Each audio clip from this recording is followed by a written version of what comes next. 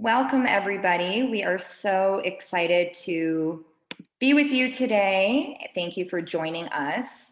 My name is Simone Figueroa, and I am the president of You Thrive Educational Services. And for those of you who we have not had the pleasure of working with, You Thrive provides mental and emotional wellness programs for college students to help them manage stress, become more resilient, and thrive throughout their undergraduate experiences and beyond. Our programs are developed by over 35 leading scholars, psychologists, and educators in the fields of positive psychology, mindfulness, and self-compassion from various institutions across the country. We are very excited that Dr. Alan Schlechter and Dan Lerner, two of our program contributors and co-directors of curriculum, are back by popular demand for an interactive conversation with all of you today. So before we dive in, I'd love to share a little bit more about our esteemed guests. Dr. Alan Schlechter is a clinical associate professor at NYU Langone Medical Center and the director of child and adolescent psychiatry outpatient services at Bellevue Hospital. Alan co-authored You Thrive: How to Succeed in College and Life, along with Dan Lerner.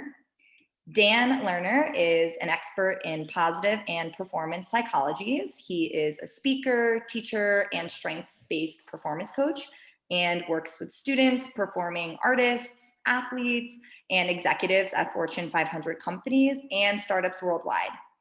Dan is on the teaching staff at UPenn and NYU and holds a master's in applied positive psychology from the University of Pennsylvania. So today, Alan and Dan will field live questions and discuss their learnings and key takeaways on the impact that the pandemic has had on student stress and how to move forward using strategies to build resilience. So with that, I will turn it over to Dan and Alan, and we hope you enjoy our time together. All right. Hello. Hello, everyone. Hello, everyone. Especially a special hello, by the way, to Anastasia in Pittsburgh, my hometown. It's a pleasure to have you here. I am welcoming everyone. Hello as well. I'm just figuring out I'm having a slight video. The host has asked to start my video. There we are. Here I am. Yes. Well, we're very happy to be here. You Thrive is an amazing program that has never been more pressing than it is right now. And the topic today on stress and resilience seems pretty apt. There was a big article in the New York Times just over the weekend about how much you can acknowledge your stress to your kids. And I thought it was such an interesting point of how much is appropriate to share with our students in terms of our own challenges as educators, as administrators. As a university, how much do you say, yeah, things are really hard? And how much do you also say, it is really hard and we're going to go on and push on and keep doing things? Yeah, that's absolutely right. Yeah, it's been a unique challenge this year, clearly. I mean, given, when we started writing this book, and we should say, actually, maybe introduce, if you're not as familiar with the course that we teach, with material that we cover, when we started teaching this class, it was called The Science of Happiness. And what we did over the past decade is really try to shape this course to have it address both the opportunities. If it's called The Science of Happiness, we need to talk about happiness and well-being, but you can't ignore the other challenges. You can't ignore issues with stress. You can't ignore the opportunity to develop resilience. So one of the things that we did in this course, and which we've done in the book, and which we want to really, I think, focus on today, are the questions: what are the opportunities? What are the challenges for students? Clearly, in general, but obviously today. And it's been a fascinating year for us. So for folks who are on here, who are instructors, who are administrators, administrators who are trying to work with students.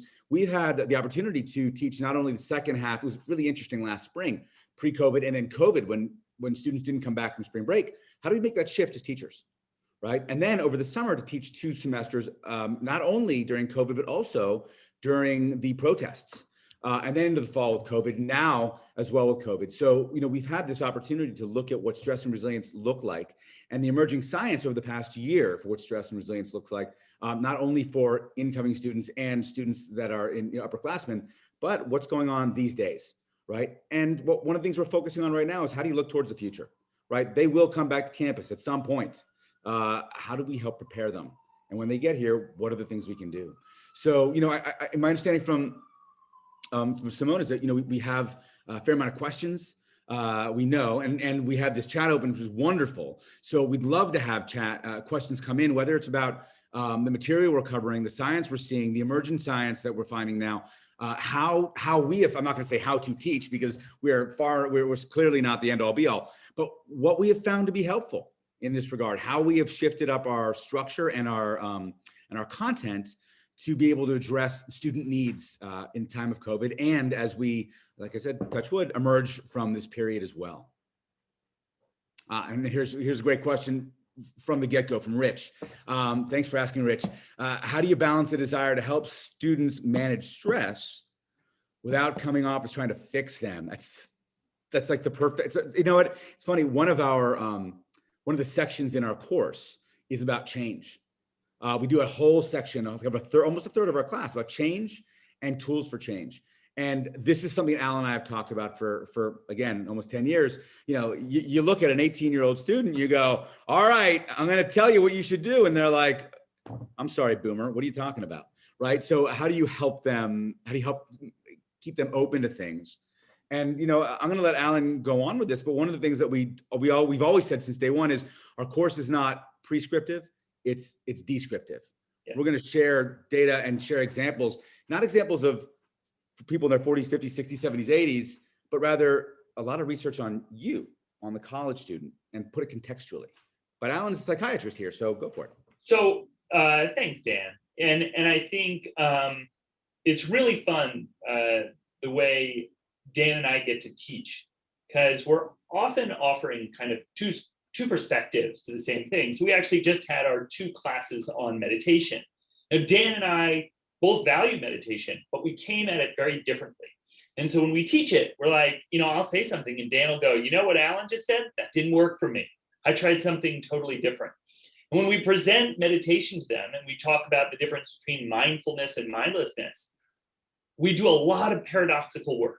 We'll say, I'll point out and be like, by the way, people, we love mindlessness. We're not telling you to only live with mindfulness. I love being mindless when I'm brushing my teeth, when I'm taking a shower, when I'm washing the dishes and I'm listening to WBGO-FM, Jazz Network out of Newark, the greatest jazz station in the country. I love losing my head at those moments, but there are other times when I create mindfulness. If we really try to present, when we have a class on optimism and pessimism, we're not trying to teach everybody to be an optimist. We want you to think of them as tools. When can an optimistic mindset help? When can a pessimistic mindset help? If you come on too strong, that's a big challenge. In the context of COVID, constantly acknowledging the reality of what can go on, and in the context of all of the social action, racial injustice that we've been observing, and we're constantly trying to get them to consider, like when we talk about eating, for instance, I couldn't be like, all right, everybody, I want you to eat your vegetables, and I don't want you to eat quite so much of this and that. Instead, we start off with, just to be really clear, no one in the country wants you to eat healthy. No one does. We make it into a social action issue.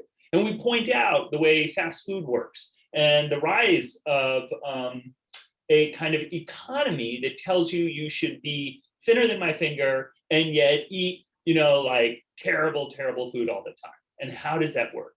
So we're doing a mixture of motivational interviewing and a lot of paradoxical work, offering them a buffet and seeing where they fit in. I would add, by the way, for Rich's question, one of the things we focus on is having students contribute in class. So I want to, I can tell my story of being, a 49-year-old father of one, so on and so forth. Doesn't necessarily read to them, but we'll make sure that, and because we know that 18 to 24-year-olds in college can focus on something for about 9 to 12 minutes on average, that every 10 minutes or so, we ask a question. So for example, what's stressing you out right now? I know it's stressing me out, but what's stressing you out right now? And we see the chat blow up. Like, who wants to unmute themselves? Because understand, we have a classroom of about 500 students. So who'd like to unmute themselves? Hands go up. Sarah, please go ahead. She shares what's stressing her out. And you see in the chat, oh, me too. Oh, I'm getting that too. So Sarah, what's been helpful for you? Or someone else in the chat, if you've dealt with this, what's been helpful for you? Ah, wonderful. So we'll start a class like the stress class with questions such as, what matters to you? And so and everyone answers, I should say not everyone, 60, 70% of the people, we get hundreds of answers saying, my parents, my family, my grades, my sport, my whatever it might be. And so they can see that they're not alone. And then when we ask to see what people are doing, what's working, what's not working, what's been a challenge, they are hearing from their fellow students, at which point we can move into, well, what is stress anyway? Why do we ask what matters to you? It's because whatever matters to you can be the foundation of your stress.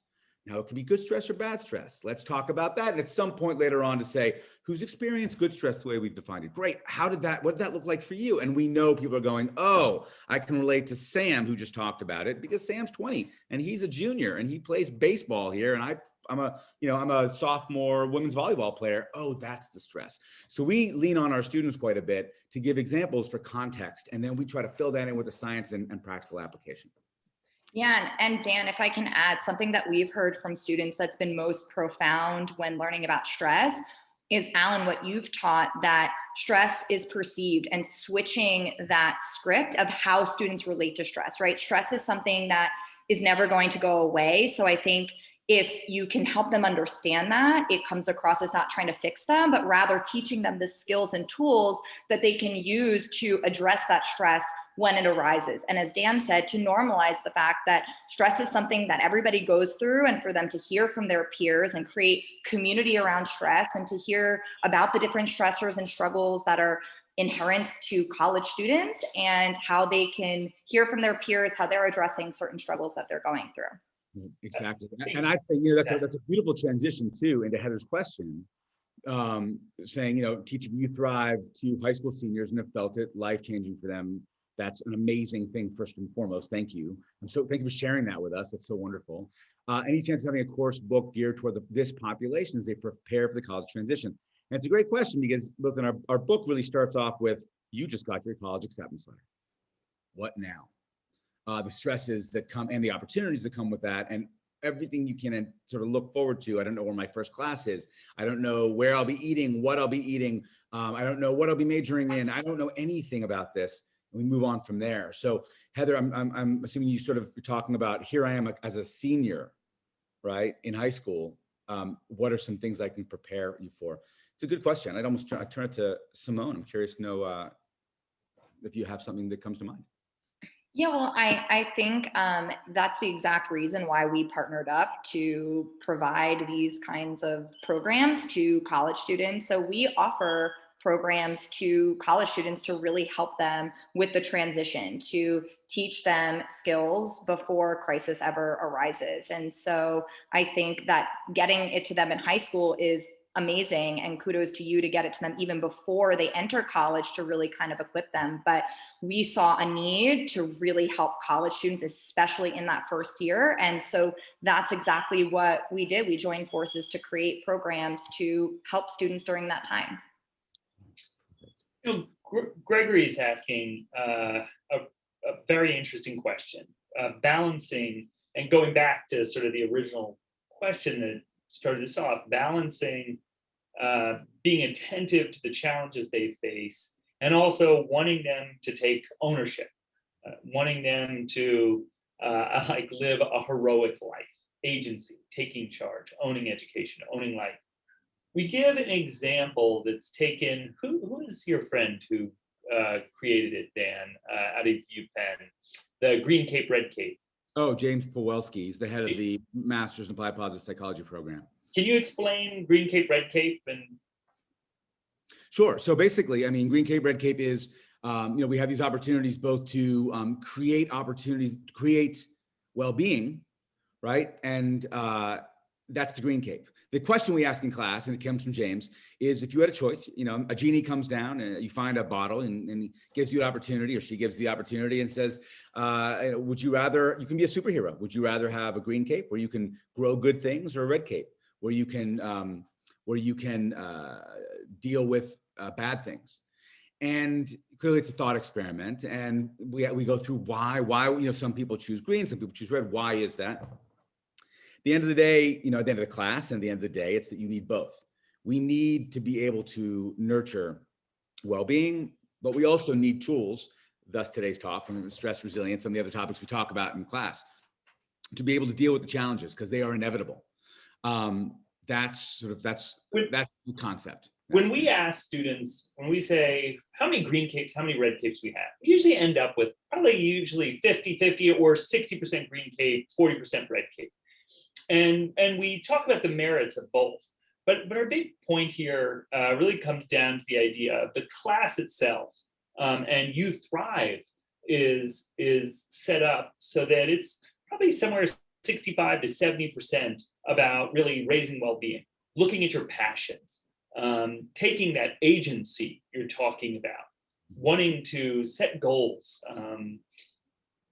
Another 35% is about the concept that we need to also overcome challenges, that we need to be aware of the many challenges and the challenges that individual groups face on campus, that students of color face on campus, that women face on campus. So there is a balance. I think our instinct is, and we could be wrong on this, that it is both the better way to connect with students and perhaps the more effective way to create change by having the majority focus on the agency, on developing strengths. That if I'm going to teach about depression, I'm not going to title the class Depression, because students don't want to show up to a class titled Depression and just talk about depression.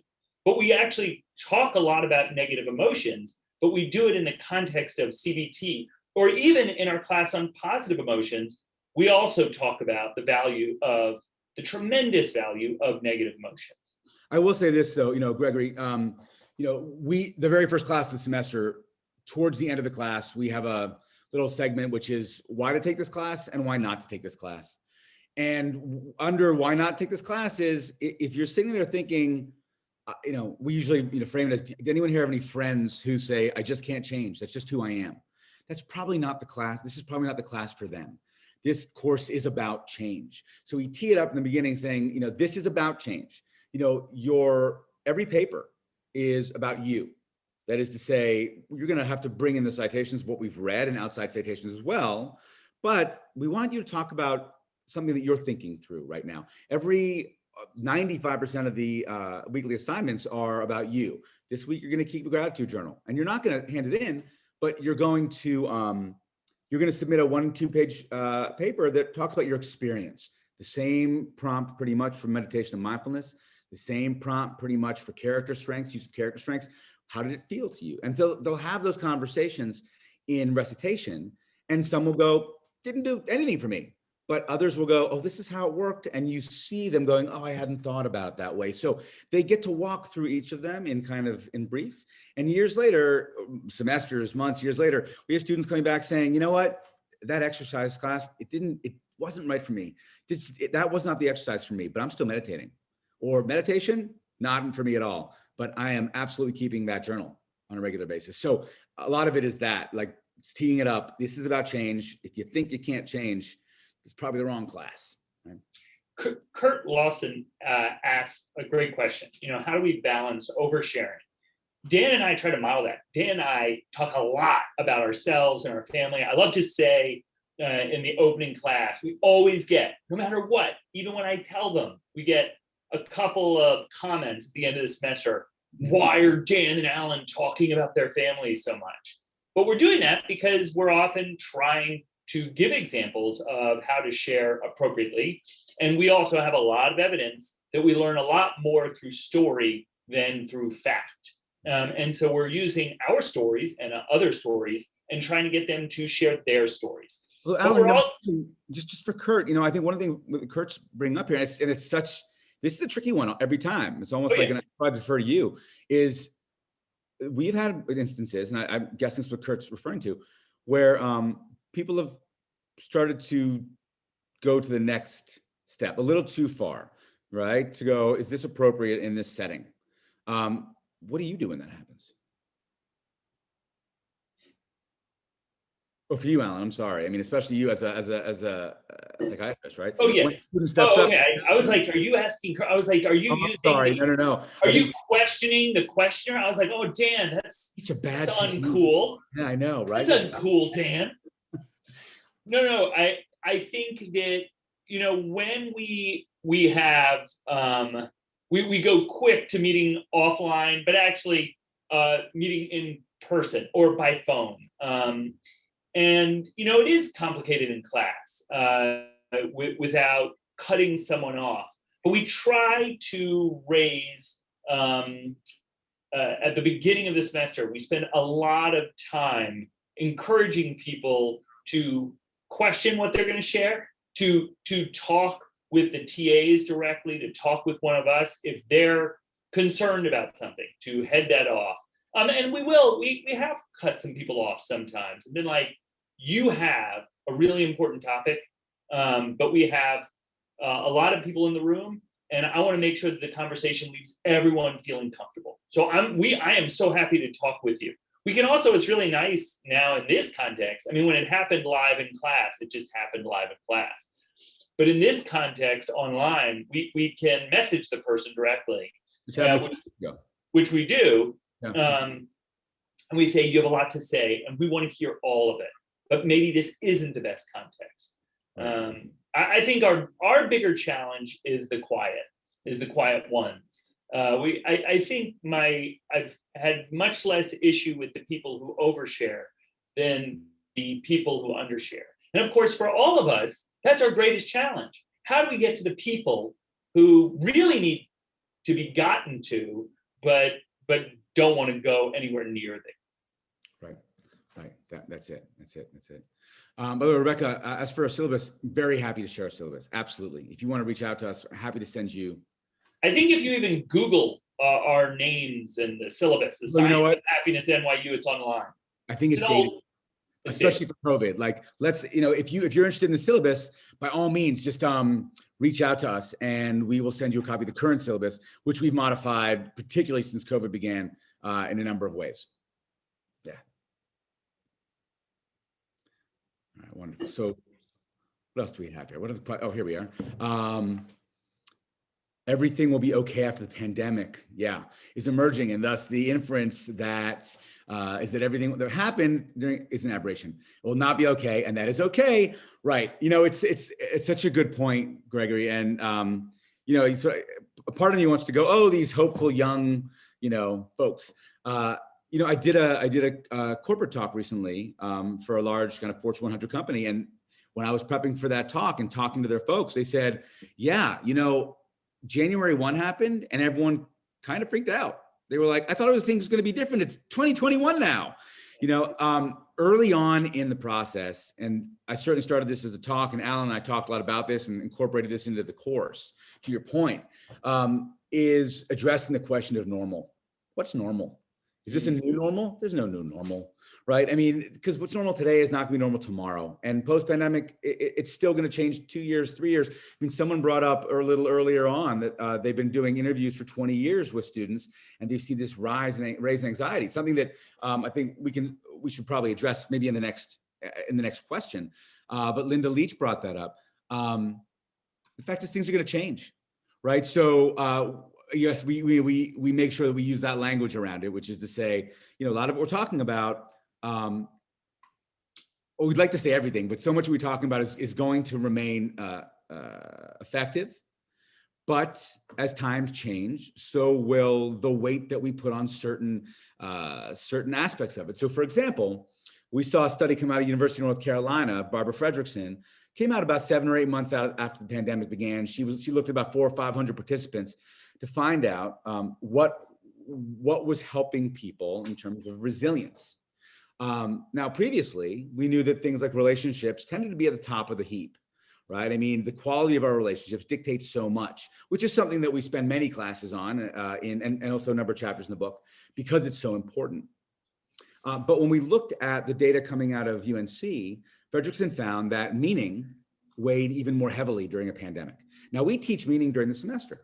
So it's an opportunity for us to say, look, pre-pandemic relationships were up here. For a lot of you, maybe positive emotions were up here or engagement. But right now, it seems like for a whole bunch of you, it's meaning, right? Now, that will probably shift next month and in 6 months and a year, but it's still going to be, there'll still be important elements. So we still need to learn these elements, and we don't know what's going to happen down the line, to your point. So we try to teach it in that context of, there's not going to be any sort of wild normal. Things are going to change consistently. All these topics will be useful for you, be it stress, meaning, so on and so forth. Rebecca brought up the idea of, really bringing in the things that we've taken out of the last year of social justice, fighting racial injustice. And we added a class this semester on the relationship between well-being and social justice and how the two go hand in hand. And that it flows throughout the semester, this idea that well-being is not something that you can necessarily have if you're a hitman, right? It's not, I think that's how the popular press, that you can have all the well-being you want, regardless of how you are behaving and what you're doing, that it's, and regardless of how the world is going on around you. And you can, we point out, you can strive for well-being. And we have a model that we put out that we're using from Marty Seligman out of the University of Pennsylvania: positive emotions, engagement, relationships, meaning, and accomplishment, PERMA. But at the same time, can you really have well-being when there is so much suffering all around you? And there are situations where, regardless of how much positive emotions, engagement, relationships, meaning, and accomplishment you have, oppression and poverty can overwhelm those qualities. I mean, I was meeting with my TAs last week, and preparing for what's going to happen with the Derek Chauvin trial. And everybody needs to be doing that with their staff and faculty. As I watch it, I can hope that there will be some sense of justice, but I have no idea what the results will be. And, the campus of NYU, where many students have come back to, was a hotspot for protests. Regardless of the outcome of the trial, I know there will be significant conflict in the streets. And I'm trying to think about how to kind of prepare for that. That was a huge, I don't want to use the word opportunity because it's too opportunistic, but it was eye-opening for me last summer. I think because the first course after the protests really got big, we started changing some of our questions. So a question for a relationships course previously to open the course was, which relationships do you find most fulfilling in your life and why? And then students weigh in and we ask them why, and they talk great. And we talk about all different kinds of relationships, from love to friendship, and how they're researched and what the outcomes are. But after that particularly charged weekend of protests, the question shifted to, how do you think about relationships differently today than you did a year ago? And it was a really wonderful opportunity for students to talk about that through the lens of what was happening regarding social justice. We have a really remarkable group of TAs and very diverse, and a number of them took lead on having meetings that we would set up just after class. So Shaquille's going to hold an hour-long conversation about what's happening right now regarding social justice and the protests. And I would come, but I'd sit in the corner. I want Shaquille to lead. I want, our diverse and young group to be able to be there for those conversations. And I'm here as a resource. That was really helpful. It's one of the things I think I found most helpful about virtual classes is the ability to go, oh, by the way, we're having an extra bonus class every Tuesday right after class, which Shaquille will lead, right? Or which one of our other TAs will lead. That, and they were very heavily attended. So being able to give them well-being, not just from the lecture and back and forth of our classroom perspective, but also to give them community to have these conversations was really valuable. Lupita just asked a terrific question about advice for low-income first-generation college students. It really is very reflective of the title of today's kind of conversation that we're having. Some of the best work comes from Jeremy Jameson, who did a really simple intervention at a school in Texas, where he had fourth-year first-generation students write their stories, seniors write their stories about how they made it, that when they showed up, it was really hard. We have all the evidence. And I would also offer for women in the STEM fields that they fall under this category as well. There are several unique groups that come under an extraordinary scrutiny when they show up in school and do not feel like they belong. So they have them write their stories, and then they just have the first year students read their stories. That idea of it's going to get better, but it is really hard. Hearing Jeremy, Jeremy, Jameson, Jamieson, and it's really difficult to imagine yourself doing something when you have no picture of how it's done, when you don't have the model, and just sharing those stories. And the only other thing, and then I'll throw it back to you, Dan, is also there's been an enormous amount of evidence for the value of creating community within these groups. And sharing your story, and again, like we're doing constantly in our class, remembering that you're not alone, even as this call makes all of us feel like we're not alone. I had the opportunity to design a kind of experimental course for New York City Public Schools a couple of years ago for kind of high potential first gen students who are high potential, likely to move on to college and to next steps education wise. And it was really interesting to dive into that information because it is so different, as you point out, Lupita, than we would offer to others. I would want to dig my slides back up and go back to the research, but David Yeager, Yeager, down at University of Texas, Austin, has done some really, really strong research around this. And some of the things I recall, I think the number one predictor that a first generation college student will not only finish their freshman year, but finish all 4 years, is when they have an advisor, a role model, a coach, a mentor who has had a similar situation. So Jameson's research on reading stories has been valuable, but the number one has been someone they can talk to go, wait a second, so you're a junior, you come from a similar background or neighborhood or what culture that I do. Okay, this is great. Can we get together once a week, once every other week? Or, hey, I have a quick question for you. I'm struggling in this way. And that person can go, yeah, and they can relate in so many ways and say, this is what I did. This is some things you might want to think about doing. So really to have a guide. So to be able to have an advisor, if possible, that has a shared background of that first gen student is enormously valuable. And it's certainly something that we bring up in our class as well, increasingly so, to try to distinguish, as Alan pointed out, with social justice and really, diversity and inclusion. We understand that, and it's actually come up interestingly in the past year or so, for people to say, how does this apply to me? You know, I am an LGBTQ African-American female, or, or however I identify. Why does this apply to me, right? It used to be enough for us to say, well, we're not talking about 50-year-olds, we're talking about 18 to 24-year-olds in college.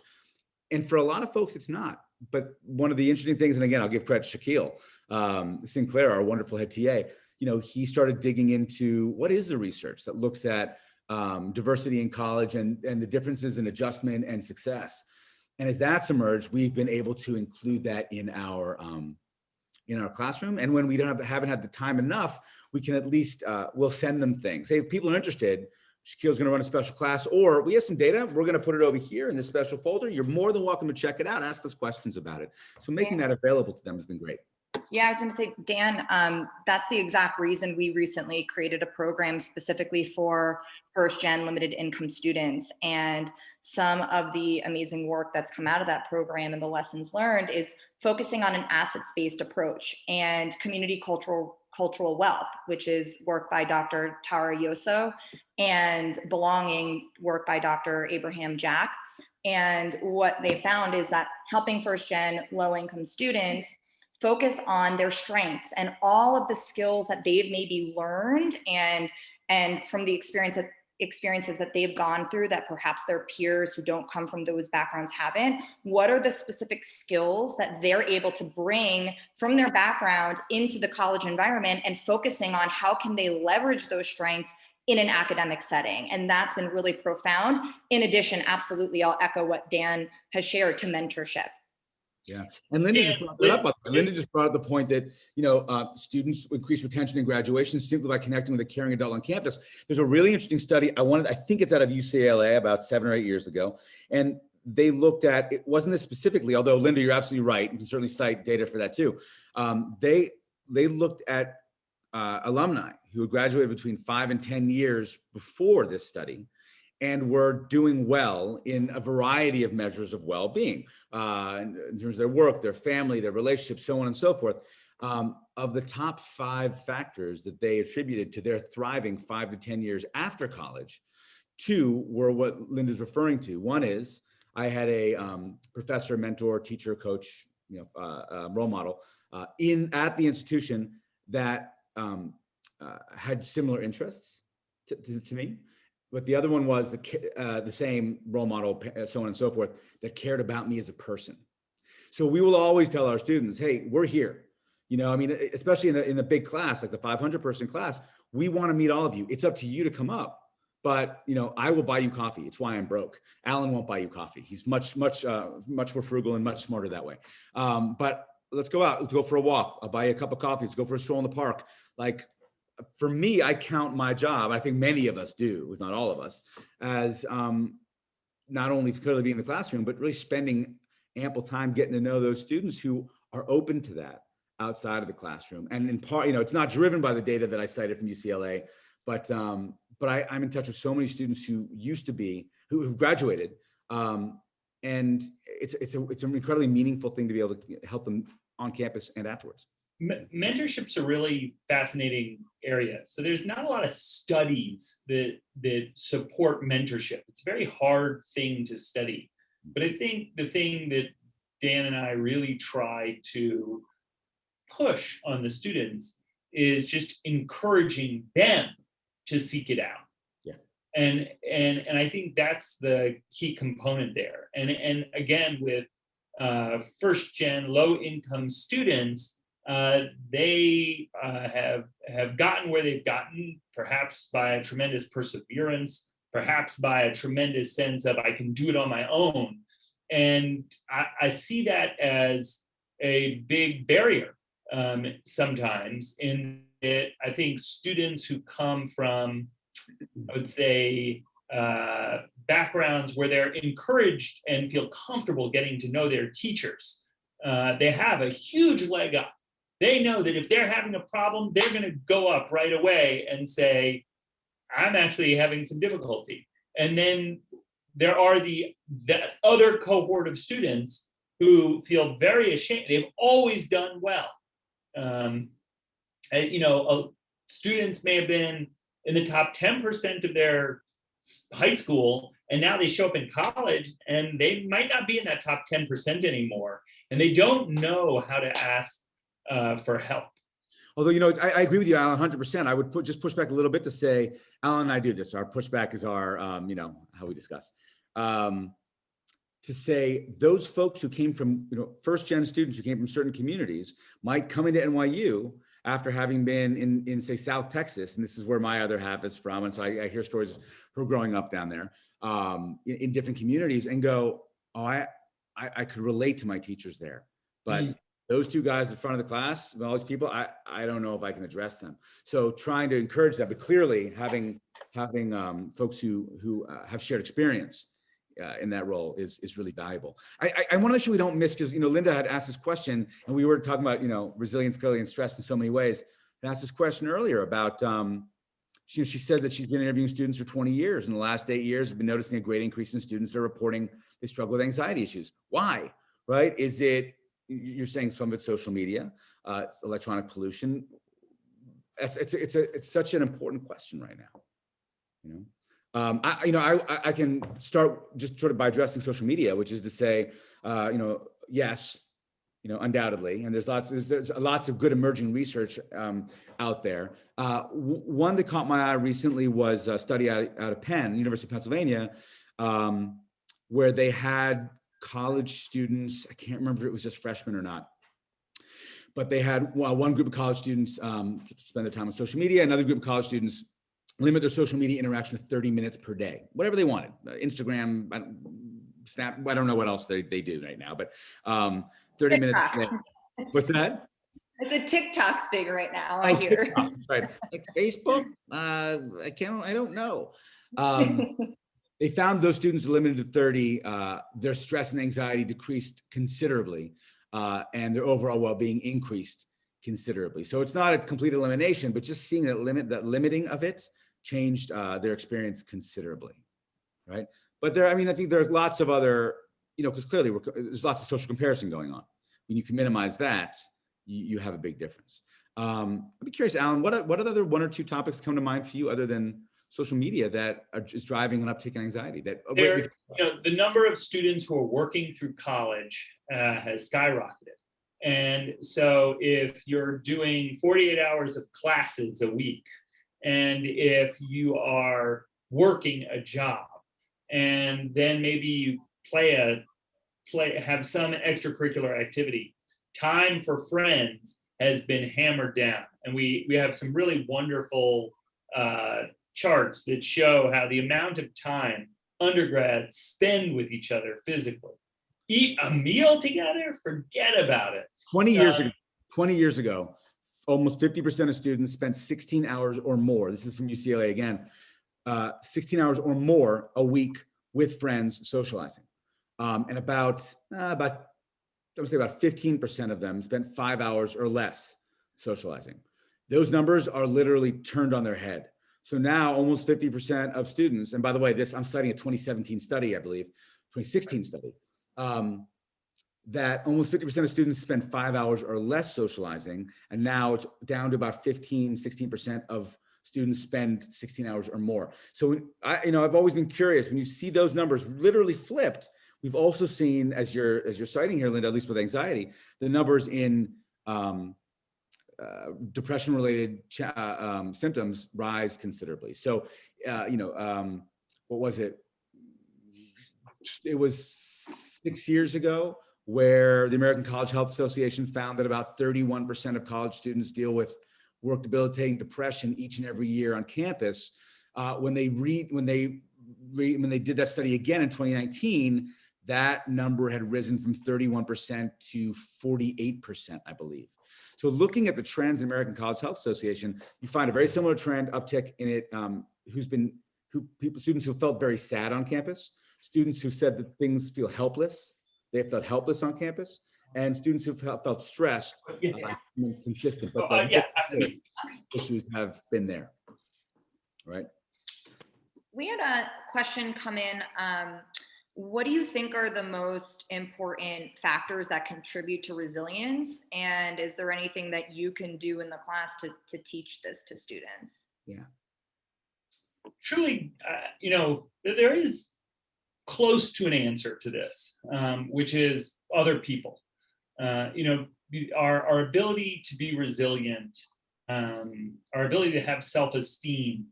I think there can be an attitude, particularly amongst men, that this should come from some core within themselves. It's certainly taught that way. When I ask the kids that I see in my office, if I say to boys, I say, what are the characteristics you think you're supposed to have when you grow up? A lot of them will be like brave, and they'll say on my own, or I'd say it's stoic. And it's the exact opposite, that we actually have a hormone within us, oxytocin, that tells us when we are feeling overwhelmed or scared, we're supposed to reach out to other people. I found out I have a huge project due on Thursday. I called up Dan this morning. I said, I thought something due in 2 weeks is due this Thursday. And I told him, no, I just felt a little bit better. That's just how it happens. And so helping people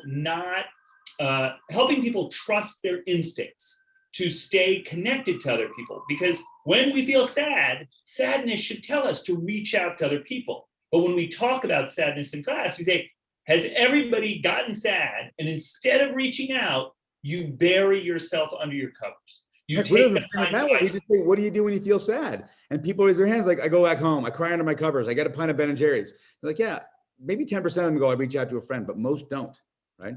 Yeah. You want to, sorry. So, that's it. And so it's also the first thing that, that Alan always says, what should I do? What are tips to start, to kick off in a strong way at college? Join a group, join a club, make friends, do something, because not only can you celebrate good things, but you can also go back, even like Alan calling this morning to say, I got this thing due on Thursday, just to be able to express it. I didn't do well on a test. All right, well, I'm glad you got it off your system. What can you do differently next time? Your friend might ask, or your friend might say, yeah, me too. And at least you can commiserate. When we teach resilience in class, the way I tend to think about it is, we teach CBT. So, we understand our thoughts and our feelings, but I think there's been a big movement. And again, Alan's more of an expert on this than I am, but I certainly in performance psychology, as someone who works with athletes and performers, as well as college students, CBT is really important. And I would add that one of the things we do now is, how do you stand back from your thoughts and feelings and understand how you react to them? What am I doing? How am I thinking about them? Right? What am I processing things? So the ability to work with things like thinking traps, work with simple schemas in the world. We will walk through, as we do in the book, as we do in the core, in the You Thrive course, we go through them one by one. Something as simple as mind reading, right? We might give an example of the 3 dots you get when you're waiting for a text. Who here's put it up on the screen? Who here's seen this? How do you feel? Boom, everyone's like anxious. Why do you feel anxious? Because I don't know why they're not writing back to me. Why is it taking so long? Right. So if your go-to is jumping to conclusions like that, well, I'm going to assume that it's bad. Well, let's address this. Right. We walk through that, and mind reading and catastrophizing and labeling and all these other aspects of thinking traps that will immediately move us down that downward spiral, as opposed to having a go-to. For example, when it's mind reading, it's, well, what are 3 other possibilities other than the fact they're about to break up with you? Maybe it's that someone just bumped into them on the street. Maybe it's that they got caught with their phone in class, whatever it might be. Why haven't they responded to you in so long? Maybe they're with their parents. Maybe they're sleeping or studying. How are we able to think about things differently so they're not sending us down this downward spiral? So the idea of automatic thoughts, thinking traps, as I said, simple schemas, core beliefs, having them understand just a little insight into how they're processing things that are happening, giving them the opportunity to pause, potentially to reframe, has been really valuable. It's something that Simone brought up before with Alan in terms of how we deal with stress, to say people tend to think stress is bad. But when we look at it, we understand that stress is actually incredibly beneficial. There's not too much of it, providing we look at it the right way. And we'll have students talk about examples of stress that have been good. We'll bring up popular folks in popular culture, like Stephen Curry. I get stressed, I get anxious. I feel butterflies, but when I do, I know it's because something amazing could happen. So how do we help them make that transition from I'm stressed, I'm not breathing as well. Everything's going to go wrong, to I'm stressed, I have butterflies. Oh, wait, why is this? And why is this an exciting time? And so reframing has been a huge part of dealing with, helping them develop resilience. I You know, love, I was just going to say, I love what you guys call it, this nervous sighted, how feeling nervous and excited, sometimes stimulate the same physiological responses, and helping students understand that and make that connection that maybe they're feeling excited because something they care about is at stake, can really help flip the script. Right, exactly. And Gregory just brought up this idea of, you're going to fail. Guess what? It's going to happen. So the WD-40 story is a great story. The Post-it story is a great story. We'll talk about the stories of Oprah getting fired and Steve Jobs losing his company and Michael Jordan. No one, it's amazing. Like, college students don't know who that is. Like, Michael Jordan, don't you mean, I might as well be saying like Ty Cobb or Honus Wagner. But you think even after the Netflix special, they still don't know who it he helped. is? It helped. But there's that great commercial from Nike where it just talks about all the shots he's missed and all the failures he's had, and that's why I'm successful. So to be able to share stories with them of people who, maybe not Michael Jordan anymore, I do that for myself, but share stories of folks who have failed and have bounced back, that's been really valuable, seems. Again, to Gregory's point. Right? Student question. I love that. There's a student question? Oh, no, but she's supporting this. Thank you, Ashley. She's saying that flipping stress on its head has been really helpful. Rebecca brought up a question before. Do you have data on how the pandemic has affected increased alcohol and drug use? We don't spend a ton of time talking about alcohol and drug use. We do it indirectly because it's done in other ways in college. And I think the word's out. It's really interesting area of research right now, because in certain populations, alcohol and drug use have skyrocketed as a form of self-soothing. But because so many students were kept away from campuses, there was also a trend that it went down. We have a lot of students who actually say, in this past year, I slept much better because I couldn't go out and do other things. And Zoom was also so exhausting. So there's been a funny kind of trend regarding alcohol and drug use that is both, I'd say, of course, very worrisome for the groups that were increasingly using substances by themselves, and the other ones, which, dealing with substances, people, places, and things. So all these students didn't go back to campus and didn't have access. I just want to bring up too, on that, and also tie back to the last question. So many students are living with their parents, and they're not seeing their friends. So alcohol and drug use is not as available to them as they might want. There's a little silver lining of living back with your parents again. But also, I was going to mention before. The data. It's going to be fascinating to see as the data emerges. I was talking to a colleague at a school to be unnamed. It's not yet published, so he's asked me not to discuss it. But basically, at the massive uptick in stress, anxiety, depression, it was like exponential for students during the past year. That being said, one of the things, and again, Alan can speak to this quite specifically, the uptick in working with therapists and using mental health, working with mental health practitioners has gone through the roof. Yeah. And so, again, a bit of a silver lining there to know, so they're reaching out to someone, and hopefully what they're doing here will also help them develop tools for resilience in the future as well. I think we have time for one final question, and this really ties so nicely because a theme that I really have heard throughout our time together has been the importance of relationships. And one person asked, with so many activities and events that have been canceled this year, how do you encourage students to stay positive? Right. It's such an easy question. I'll give it to Dan. You're leaving the easy one for me. I know, right? I don't handle the easy questions. My camera's not, it's not, okay. So, it's a great question. And I think that, in a lot of ways, one of the things we've tried to do is reframe what positive is. So people tend to have an idea that happiness is where it's at. And we will tell them before the add drop period, usually the second or third class of the semester, that we have lied to them. This course should not be called the science of happiness. It should be called the science of well-being. One of the reasons why it's not called You Are Happy Education, it's called You Thrive Education, because well-being or thriving or flourishing, whichever word you choose to use, is far more complex. Not overly complex, but far more complex than simple positive emotions. Positive emotions are important. We want to be happy. But we also know, for example, and then this isn't a student example, but that humanitarian helpers in war zones, right?